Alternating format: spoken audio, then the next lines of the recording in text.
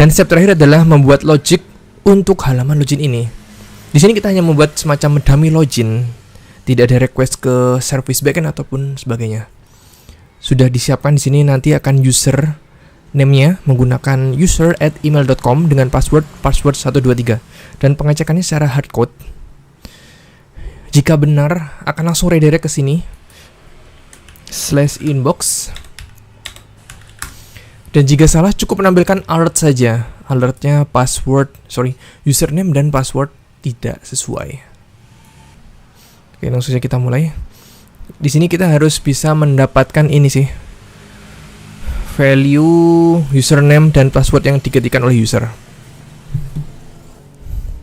Kemudian fungsi untuk redirect, dan sebenarnya kita tambahkan dengan validasi. Bawaan HTML juga sudah ada sih.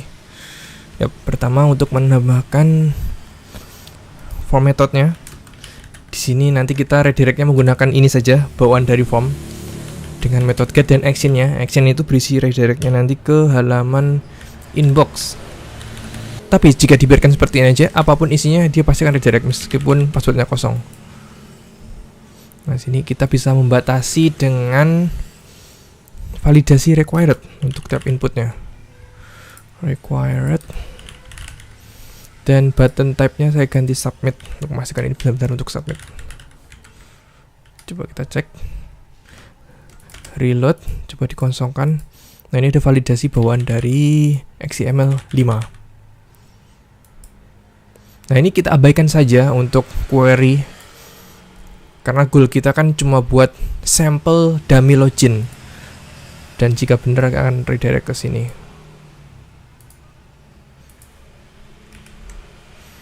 Nah, berarti di sini kita bisa menambahkan on submit.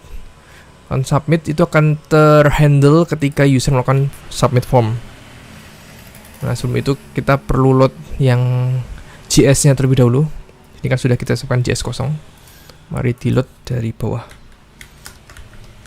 Script dan src-nya.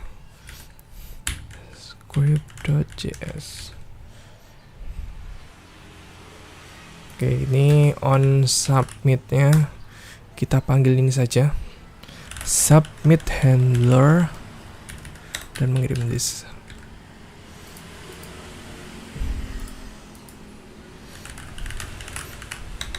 Kita harus membuat function JS-nya, submit handler.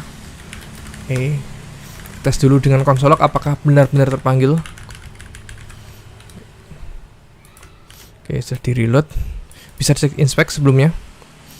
Console, reload lagi. Coba kita isi kosong. Oke, ada validasinya.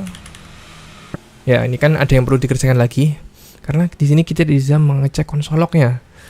Dia langsung redirect lebih dahulu. Nah, agar kita bisa melakukan processing dengan leluasa di sini, ini perlu di stop dulu untuk proses formnya, karena kan by default dia akan redirect langsung sesuai dengan action yang diisi di bagian atribut action ini. Nah, berarti di sini kita perlu mendapatkan eventnya, bisa menambahkan atribut event di on submit-nya, submit handler dengan atribut event, dan kita bisa memanggil prevent default. Nah, agar defaultnya ketika redirect itu bisa di prevent dulu, bisa di stop, sehingga kita bisa memproses lebih lanjut.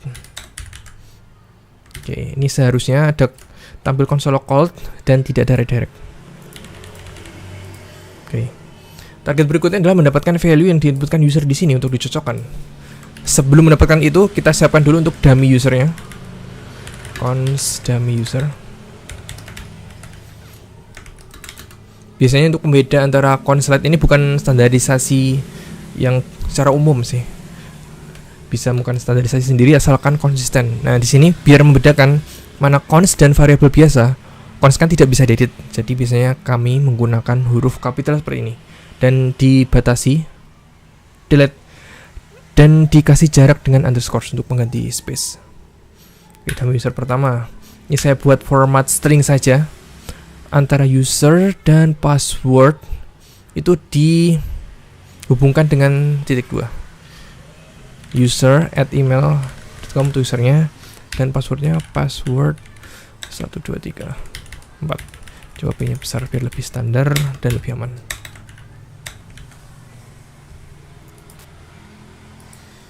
Nah, pertama di sini kita perlu tahu nih username yang diketikkan user dan password yang diketikkan user. Ini amannya bisa delete. Ini gampangnya bisa kita menambahkan ID unik di masing-masing input text untuk kemudian bisa menggunakan dokumen get element by ID dan mendapatkan inner HTML atau value-nya. Ya kalau input itu bisa mendapatkan dot value. Kita praktekkan cara itu saja. Saya menambahkan ID di input username. Ini namanya input dash username. Dan ID di passwordnya password. Nah, coba kita get di sini. Berarti untuk mendapatkan value-nya dokumen get element by ID input dash username dot value. Begitu juga untuk password.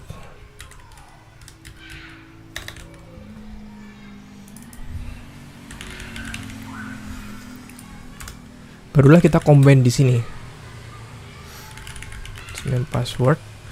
Nah, di sini saya akan menggunakan templating untuk stringnya, bisa menggunakan backtick. Nah, untuk menggabungkan variabel, kita bisa memanggil variabelnya dengan $, kemudian kurung kurawal buka tutup langsung dan masukkan ini variabel ya. Bisa dikombin dengan string biasa dan memasukkan variabel lainnya yaitu password.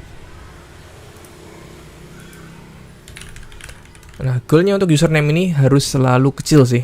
Jadi ini bisa kita lowercase untuk memforce, meskipun dia ngetiknya U-nya besar untuk user, nanti akan dijadikan kecil. Dan password tuh isinya harus benar-benar mirip dengan yang diketikkan, besar ataupun kecil.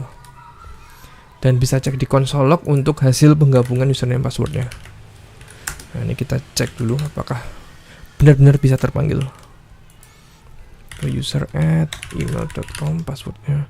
Coba saya salahkan dulu password. Nah, ini sudah terpanggil. Tugas kita tinggal mencocokkan hasil combine username dan password ini dengan array yang sudah disiapkan.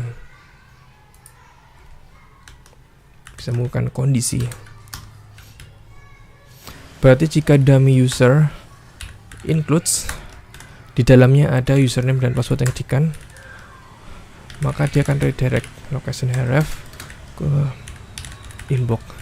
Else-nya akan menampilkan alert saja dan password tidak sesuai. Oke, mari simulasi yang salah dulu.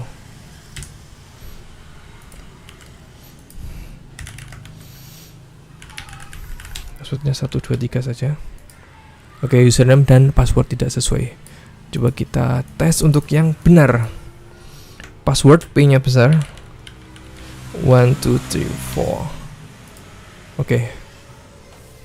Ya, ini adalah goal terakhir untuk tugas akhir basic web programming. Selamat telah menyelesaikan modul ini. Sampai jumpa di modul berikutnya di abstrak.